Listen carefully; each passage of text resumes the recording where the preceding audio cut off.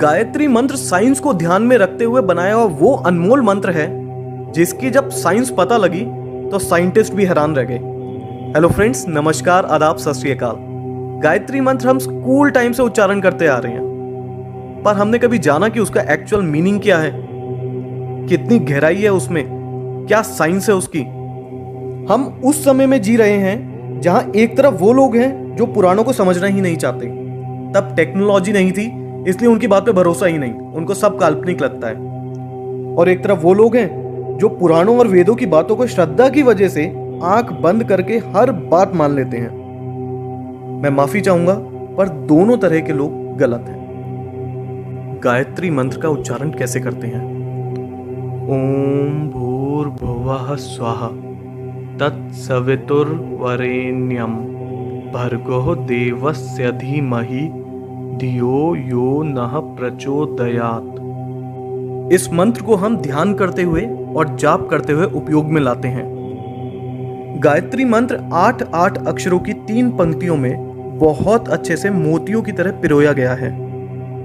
गायत्री मंत्र की शुरुआत ओम से होती है, जिसका मतलब है वो ऊर्जा जिसने पूरे ब्रह्मांड को बनाया है, जो परब्रह्म है, परमात्मा है। भू भुवः स्वः। भू मतलब भूमि लोक, भवः मतलब अंतरिक्ष लोक, स्वः मतलब स्वर्ग लोक। ये 3 शब्द गायत्री मंत्र में ये बताते हैं कि हम अपनी एनर्जीज को भूमि से स्वर्ग मतलब नीचे से ऊपर ले जा सकें।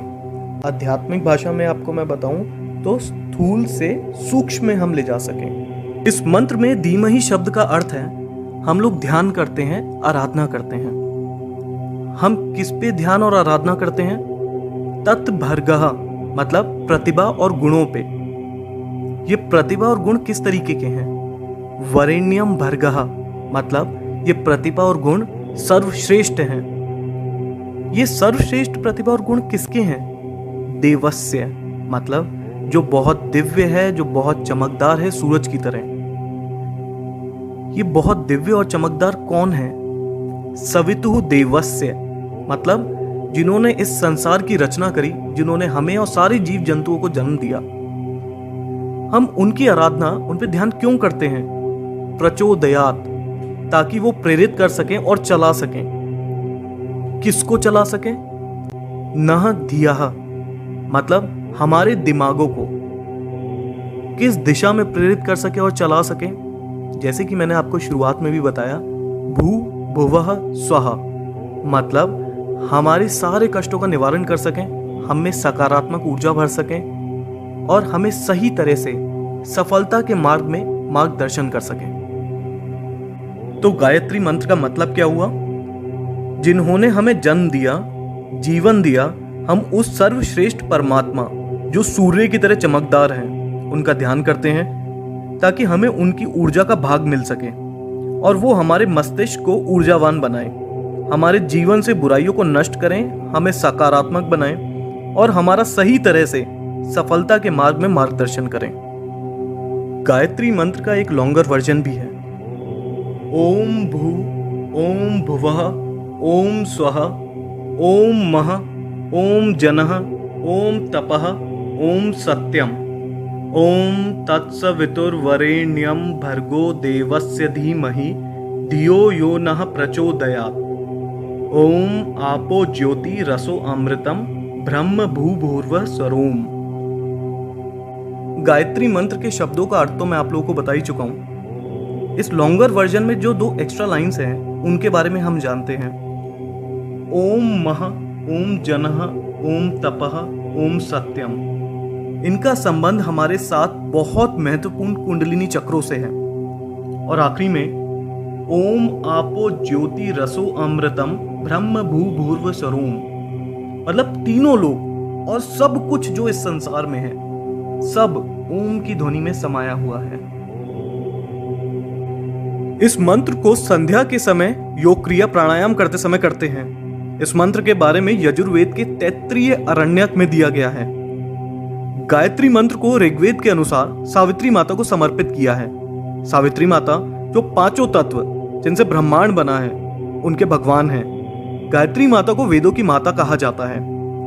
हमारे शरीर में बड़े छोटे दिखने वाले और ना दिखने वाले कई तरीके की ग्रंथियां मतलब ग्लैंड्स हैं।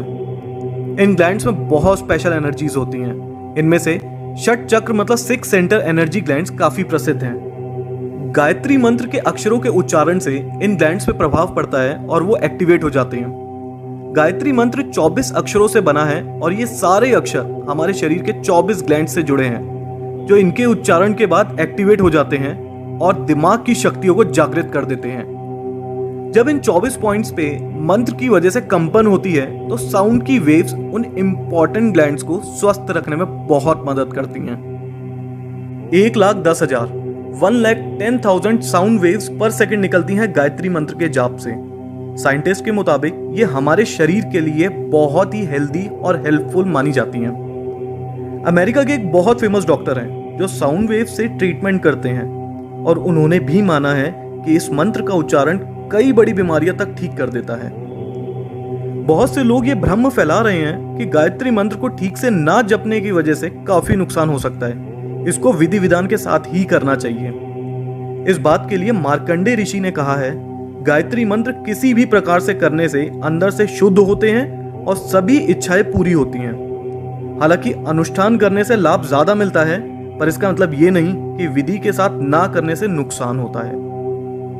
गायत्री मंत्र को करने का सही समय प्रभात और संध्या का समय होता है, मतलब सुबह के 4 बजे से 8 बजे के बीच और शाम को 4 बजे से 8 बजे के बीच का।